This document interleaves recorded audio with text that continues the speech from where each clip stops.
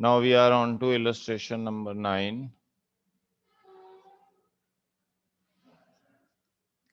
क्या कर रहा है? Started business with cash and goods. Okay, तो कैश कितना है आपके पास? 50,000. स्टॉक आपके पास था 20,000. ओके, और कैपिटल आ गई आपके पास 70,000. Okay, then next is bought goods for cash 15,000 and credit 10,000. तो आपने 25,000 के गुड्स खरीद लिए हैं, जिसमें 15,000 के तो आपने कैश पे खरीदे थे. ओके, और 10,000 के आपने किस पे खरीदे थे? क्रेडिटर्स पे. ठीक है, उधार पे खरीदे थे. तो आपके पास ये आ गया 35,000 plus 45,000. Okay, then goods costing 24,000. अब इसमें से 24,000 के गुड्स आपने बेच दिए हैं एट अ प्रॉफिट ऑफ 33.1/3%. तो 24,000 को का 1/3 कितना हो गया? 8,000. तो मतलब आपने सेल प्राइस क्या हुई आपकी? Cost plus profit. तो कॉस्ट तो थी 24,000 और प्रॉफिट आपने कमाया 8,000. तो आपने गुड्स कितने के बेचे? 32,000 के. उसमें से आधे कैश पे हैं, तो आधे तो यहाँ पे कैश आ गया. ठीक है, और आधे आपके पास कितने हैं? क्रेडिट पे. तो यहाँ क्या बन गया? डेटर्स 16,000 के. ये रह गए आपके पास 21,000. ये आ गया 51,000 और ये आ गया आपके पास 16,000. अब देखो 24,000 के गुड्स आपने कितने में बेचे? 32,000 में. ओके, तो जो ये प्रॉफिट है इसके बीच में 8,000 का, ये कहाँ ऐड कर देंगे हम? कैपिटल में. तो ये कितना आ जाएगा आपके पास? ये आ जाएगा 10,000 क्रेडिटर्स प्लस 78,000 के आपके ये आ जाएगी. Then next is purchased furniture for office use 6,000. Okay ji, यहाँ फर्नीचर ले लेते हैं. ऑफिस यूज के लिए फर्नीचर आपने खरीदा है 6,000 रुपए का, and for house hold use 4,000 का. तो टोटल तो 10,000 यहाँ से माइनस हो गए. 6,000 प्लस 4,000, और वो 4,000 क्या है आपकी? ड्राइंग्स. ड्राइंग्स कहाँ से माइनस होती है? कैपिटल से. तो ये आ गया 74,000 प्लस 10,000. ओके, तो ये आ गया आपके पास 41,000 plus 21,000 plus 16,000 and plus 6,000. So this is how illustration 9 will be done. Okay. Now moving over to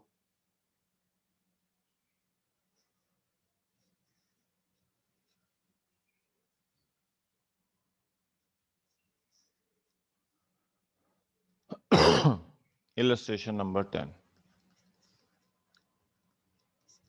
क्या कह रहा है? If the capital of business, capital कितनी है? 1 lakh, and outside liabilities, outside liabilities कौन सी होती हैं? ये जैसे creditors हैं.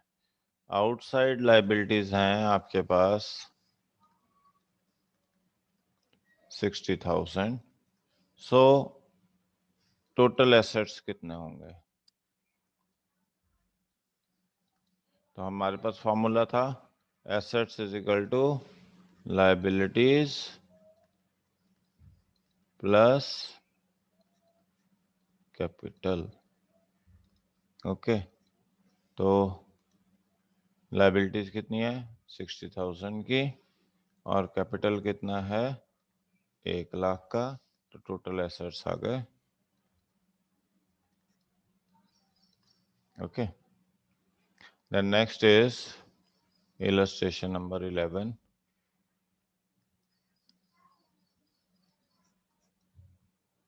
क्या है? If total of assets कितने हैं आपके पास? 2 लाख के, और कैपिटल आपके पास कितनी दे रखी है? 1,50,000 की। Okay, calculate creditors. तो हमारे पास फॉर्मूला था assets is equal to liabilities plus capital. Assets कितने हैं? 2 लाख के। लायबिलिटीज आपको ढूंढनी है, और कैपिटल कितनी है? 1,50,000 की। So creditors will be 2 lakh minus 1,50,000. It amounts to,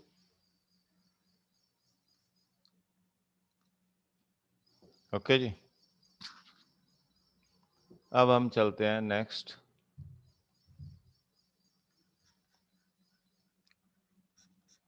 क्या कह रहा है? ए कमेंस्ड बिजनेस, तो ओपनिंग कैपिटल दी हुई है आपके पास 5 लाख। 1 अप्रैल 17 को बिजनेस स्टार्ट किया। 31 मार्च को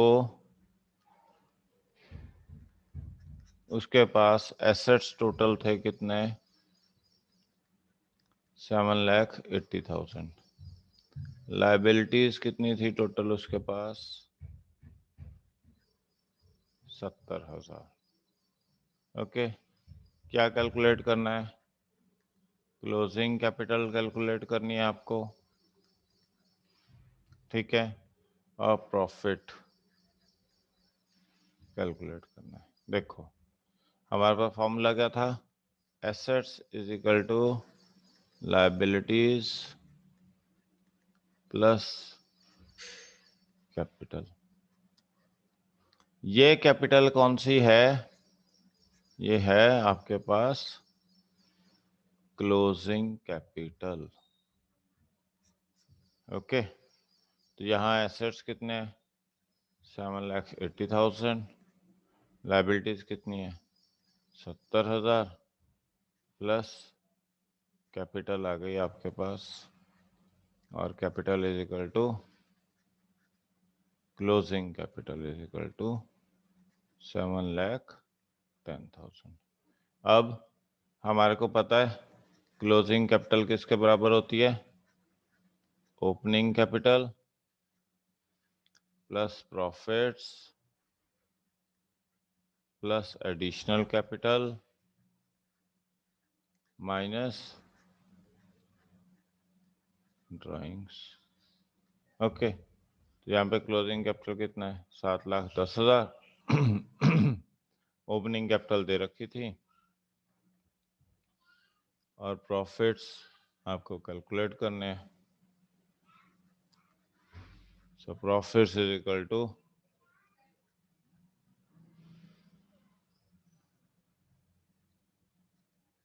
2,10,000। So this is how you are going to calculate profit. अब चलते हैं नेक्स्ट इलस्ट्रेशन नंबर 13 पे। Surendra Mohan started business. Opening capital दे दी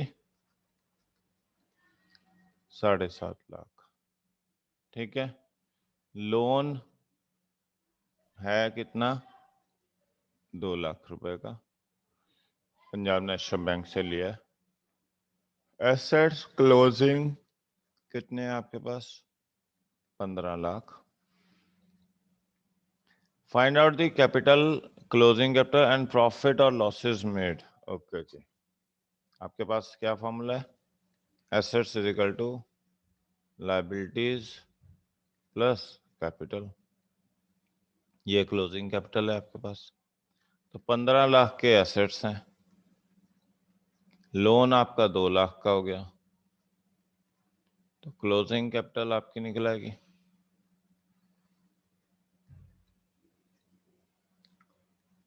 15 माइनस 2 लाख 13 लाख। ये तो आपके पास क्लोजिंग कैपिटल आ गई। अब प्रॉफिट कहाँ से था ये हमने समझा था, opening capital plus profit plus additional capital minus drawings. तो हम क्या करेंगे, closing capital minus opening capital. तो क्लोजिंग कैपिटल कितनी है, 13 लाख। ओपनिंग कैपिटल कितनी है, 7.5 लाख। तो कितना आ गया,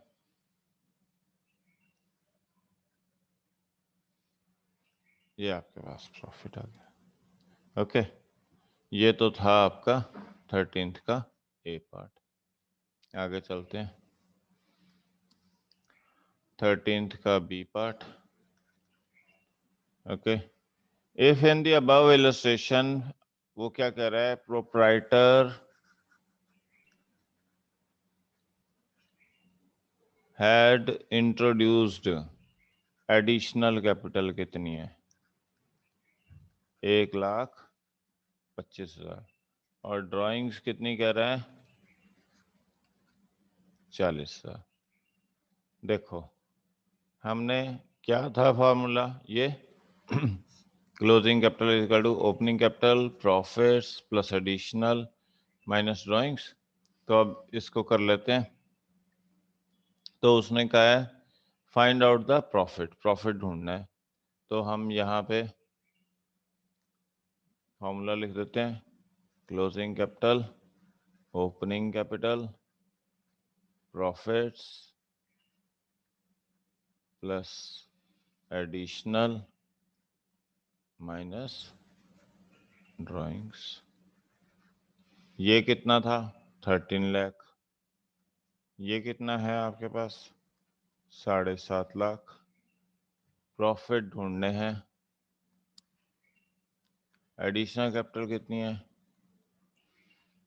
ड्राइंग्स कितनी है, 40,000।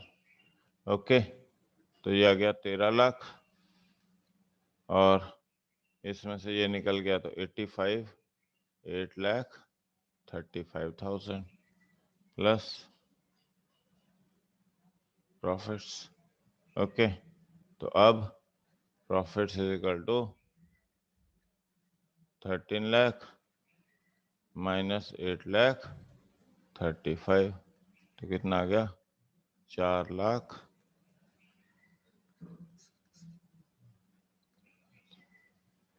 तो ये आपके पास आ गया है।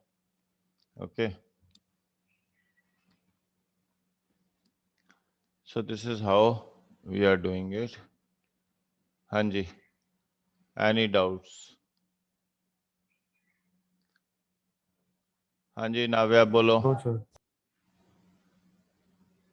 नाव्या बोलो। सर हाँ सर जी, आपको सपोर्टर की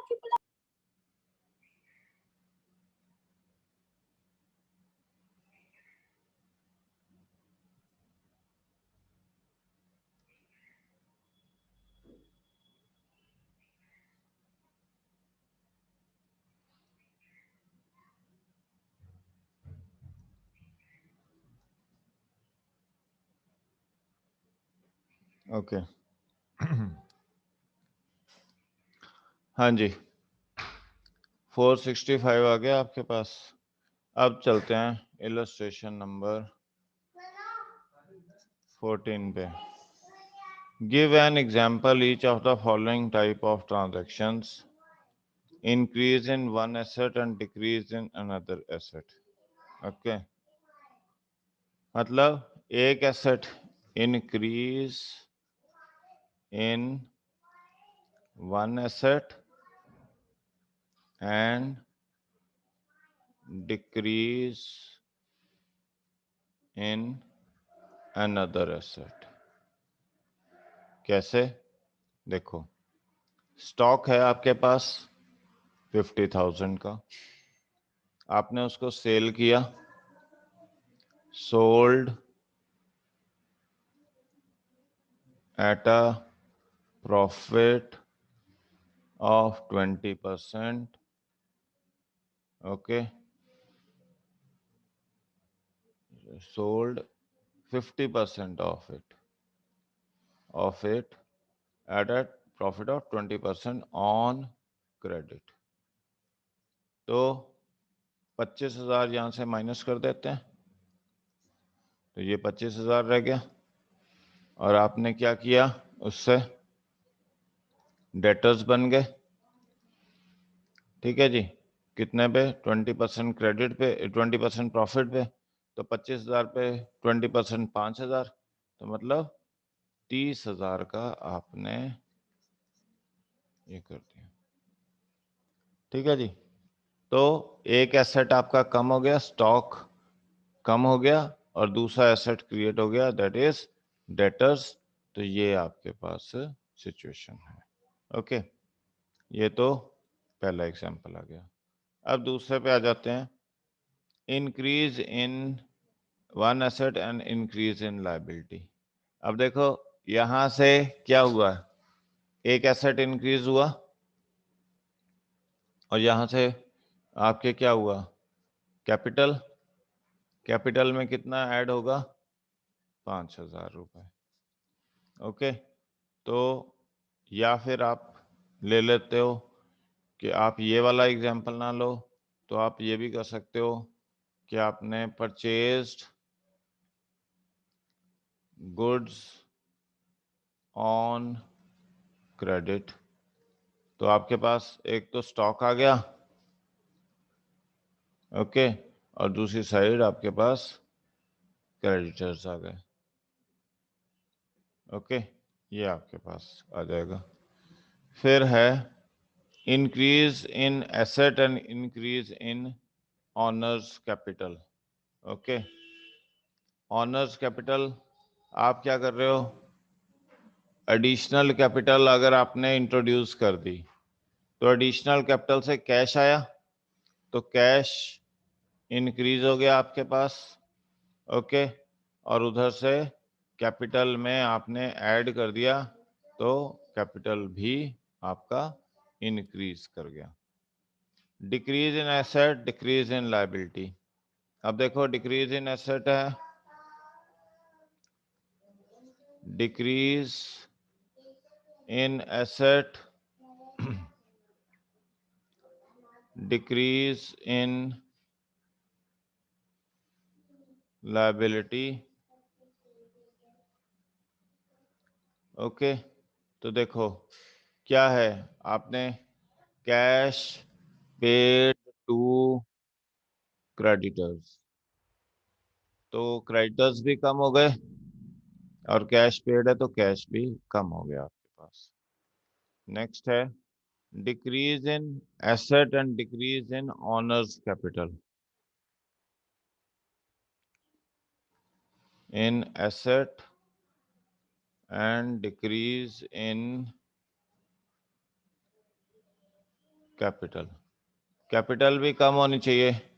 कैपिटल देखो, अगर आप cash withdrawn for personal use, तो क्या आ गया, दो elements, cash and drawings, okay. Drawing से कैपिटल आपकी क्या हो गई, डिक्लाइन हो गई, कैपिटल डिक्लाइन हो गई, और इधर से कैश पे हो गया, तो ये भी रिड्यूस हो गया। तो ये आपके पास है, ओके जी। तो ये हमने किया है। अब हम चलते हैं rules of debit and credit पे।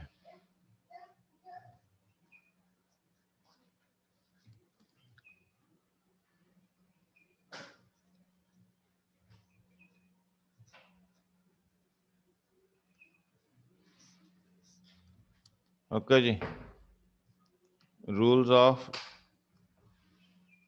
डेबिट एंड क्रेडिट है आपके पास। अब यहाँ पे देखो एसेट्स हैं, एसेट्स पे क्या रूल होता है, assets always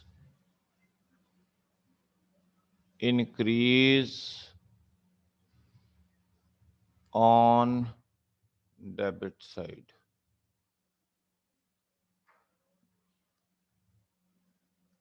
Okay. Assets always decrease on credit side. ये बेसिकली जब हम जर्नल करेंगे तब आपको और ज़्यादा क्लैरिटी हो जाएगी कि क्यों ऐसा होता है. ओके, तो अभी तो ये सिर्फ समझ लो. Assets increase on debit side, assets always decrease on credit side. Liabilities, assets का एक्चुअली बैलेंस क्या होता है? डेबिट बैलेंस होता है, ठीक है. और लायबिलिटीज का बैलेंस क्या होता है? क्रेडिट बैलेंस होता है. तो liabilities always increase on credit side and liabilities always decrease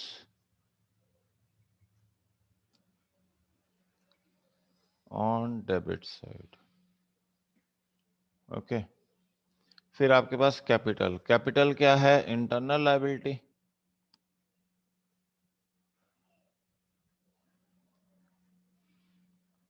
तो सेम कंसेप्ट लगेगा जो लायबिलिटीज में लगता है कि क्रेडिट साइड में बढ़ेगी और डेबिट साइड में कम हो जाएगी.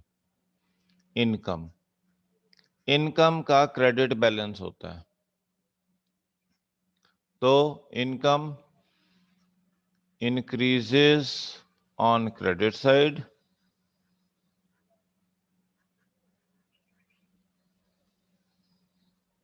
okay, income decreases on debit side. Okay, expense, expense उल्टे चलेंगे इससे. एक्सपेंस इंक्रीज ऑन, इनका डेबिट बैलेंस होता है, on debit side. Expense decrease on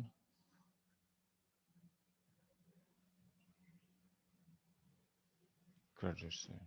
okay, तो ये आपके पास कुछ एस्पेक्ट्स हैं.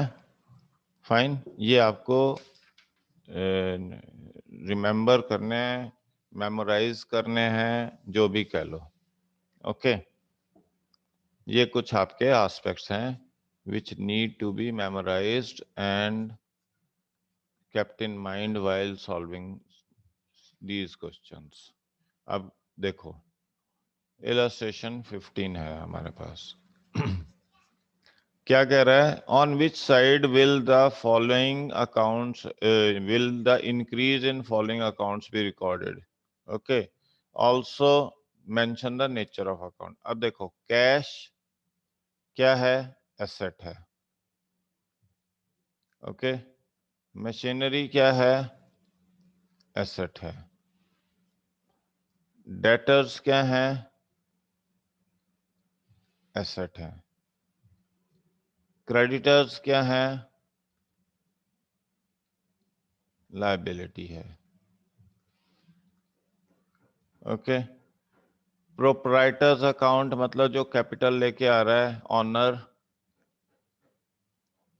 लायबिलिटी है.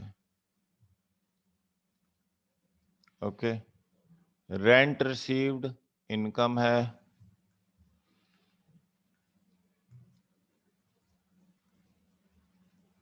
ओके, सैलरी पेड एक्सपेंस है.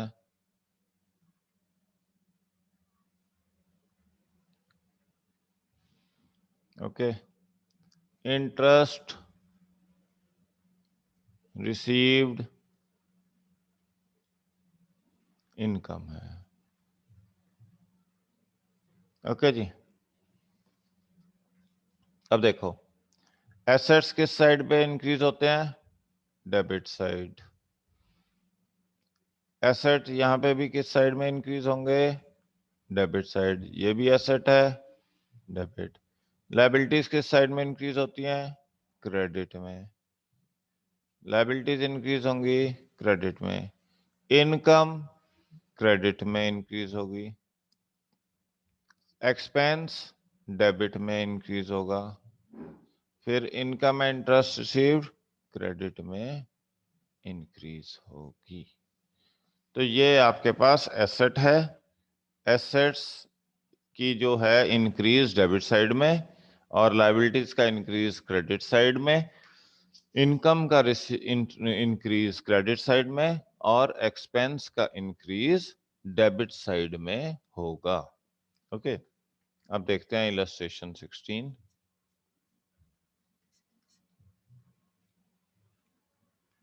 आपके पास वो कह रहा है कि डिक्रीज किस साइड में होंगे? Furniture, okay. दूसरा है आपके पास बैंक, फिर है प्रोपराइटर, फिर है सैलरी पेड, फिर है सैलरी आउटस्टैंडिंग, फिर है सुभाष अ कस्टमर।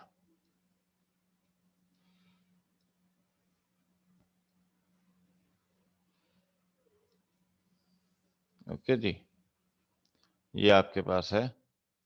अब देखिए फर्नीचर क्या है?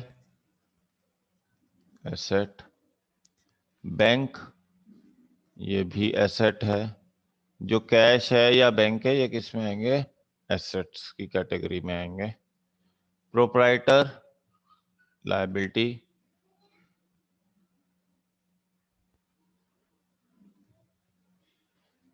ओके। प्रोपराइटर आपके पास क्या है?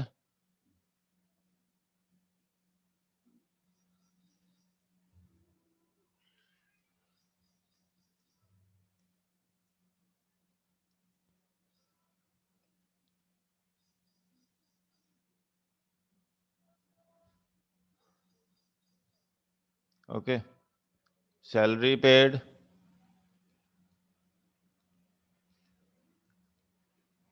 एक्सपेंस।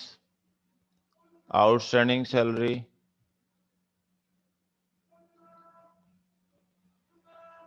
लायबिलिटी। और ये क्या है?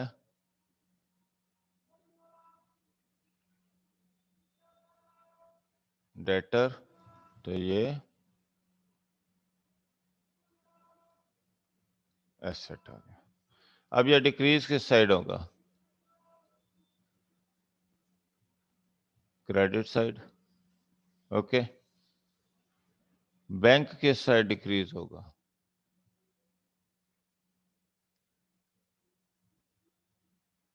Credit side. लायबिलिटी किस साइड डिक्रीज होगी? Debit side. एक्सपेंस किस साइड डिक्रीज होगा? Credit side. ये हम डिक्रीज की बात कर रहे हैं,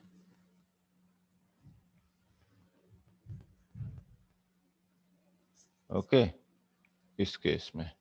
और यहां हमने क्या बात की थी? इंक्रीज की बात की थी, ओके। लायबिलिटी डिक्रीज किस साइड होगी? डेबिट साइड में। डेटर एक एसेट है, किस साइड डिक्रीज होगा? क्रेडिट साइड में, ओके। तो ये आपके पास आएगा, फाइन। अब हमारे पास उन्होंने इलस्ट्रेशन 17 दी है। From the following transactions, state the nature of accounts and state which account will be debited and which account will be credited. Okay. देखो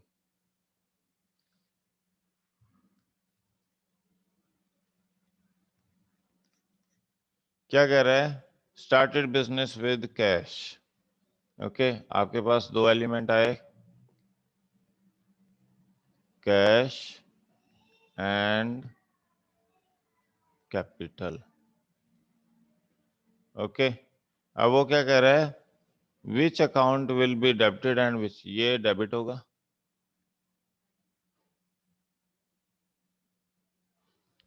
और ये क्या होगा, क्रेडिटेड होगा। ओके, फिर कह रहा है परचेज गुड्स फॉर कैश। तो आपके पास दो एलिमेंट्स आए, कैश और स्टॉक। अब देखो, कैश कम हो रहा है, एसेट्स कब कहाँ कम होते हैं, क्रेडिट साइड में। Cash is declining, stock is increasing, दोनों एसेट्स हैं, ये क्रेडिट होगा और ये डेबिट होगा। ओके, फिर आपके पास है परचेज गुड्स फ्रॉम रघुवीर ऑन क्रेडिट। तो आपके पास दो एलिमेंट्स आए, स्टॉक ये इंक्रीज कर रहा है और दूसरा एलिमेंट है आपके पास क्रेडिटर, ये भी इंक्रीज कर रहा है। तो क्रेडिटर्स कहाँ इंक्रीज होते हैं, क्रेडिट साइड में, और स्टॉक कहाँ इंक्रीज होता है, डेबिट साइड में। Okay, then next is purchase furniture from fancy furniture on credit. तो आपने क्या खरीदा है, फर्नीचर, और उधर क्या है, फैंसी फर्नीचर,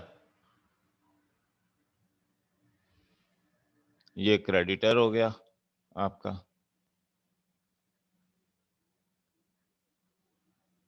ये भी इंक्रीज कर रहा है, वो भी इंक्रीज कर रहा है, तो ये डेबिटेड कर देंगे और ये क्रेडिटेड कर देंगे। फिर आपने सोल्ड गुड्स फॉर कैश है, सेल्स की है किसकी, स्टॉक की, और दूसरा एलिमेंट है कैश। अब कैश तो बढ़ रहा है आपके पास, स्टॉक आपके पास कम हो रहा है। स्टॉक एसेट है, एसेट्स कम होते हैं कहाँ, क्रेडिट साइड में, तो ये क्रेडिटेड होगा और ये आपके पास डेबिटेड होगा, क्योंकि एसेट बढ़ रहे हैं तो कैश बढ़ रहा है। ओके, फिर है sold goods to Yuvraj on credit. आपने सेल्स किया है किसका, स्टॉक का, ये कम हो रहा है और दूसरी साइड आपके क्या बन रहे हैं, डेटर्स बन रहे हैं। ओके, अब आपके डेटर्स बन रहे हैं तो डेटर्स बढ़ रहे हैं आपके, क्योंकि आपने क्रेडिट पे बेचा है। तो डेटर्स तो क्या हो जाएंगे, एसेट्स इंक्रीज होते हैं डेबिट साइड में तो डेबिटेड कर देंगे। स्टॉक कम हो रहा है, एसेट डिक्रीज हो रहे हैं तो किस साइड में कम होते हैं, क्रेडिट साइड में, तो क्रेडिटेड कर देंगे। ओके,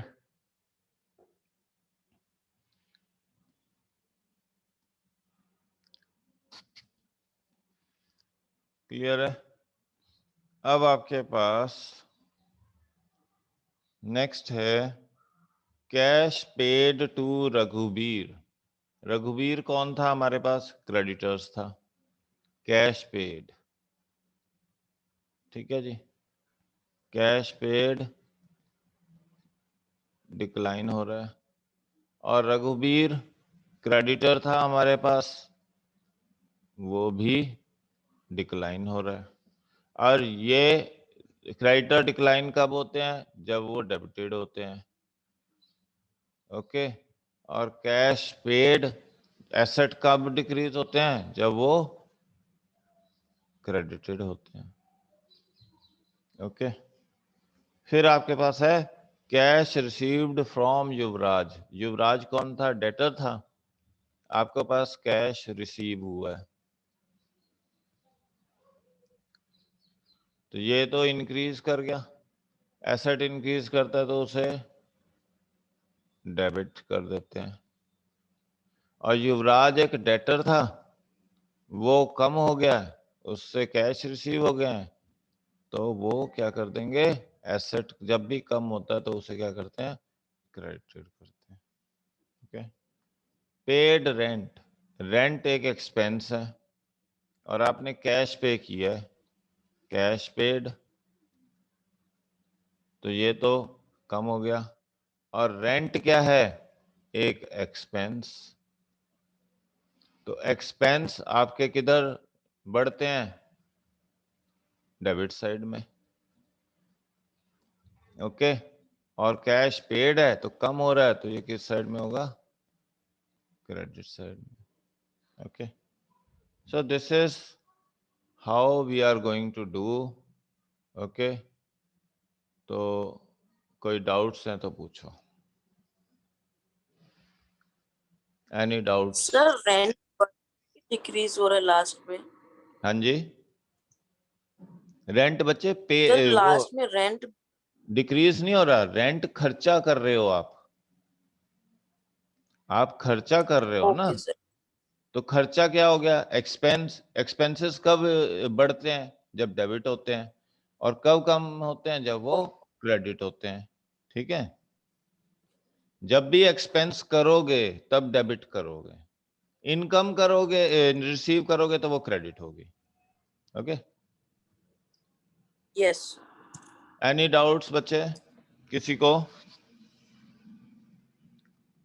हाँ जी, any doubts? No, sir. No, so we are having homework, that is 9B, 10, 11,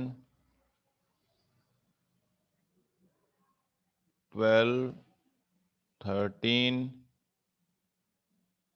14, 15, 16 and 17th exercise.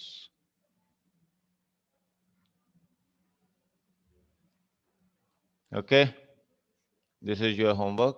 Thanks.